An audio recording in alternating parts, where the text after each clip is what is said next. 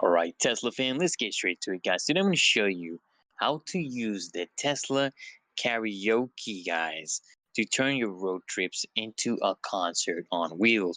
First things first, guys, you want to make sure that your Tesla is actually parked, and then you can access the karaoke by tapping on the entertainment icon on your touchscreen. From there, what you want to do is just select karaoke from the options available.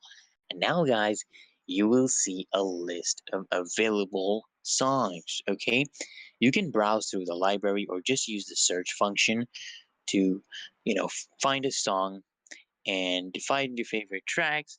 So you just tap on a song to actually select it. Now before you start singing, guys, you can actually adjust the volume levels, guys.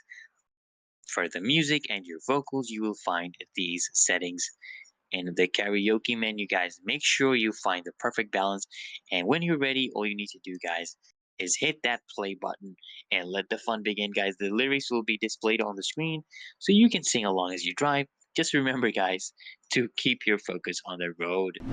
And that's it, guys. So go ahead, hit that link in the description to upgrade your riding further. See you in the next one, guys. Make sure you subscribe so you get notified for the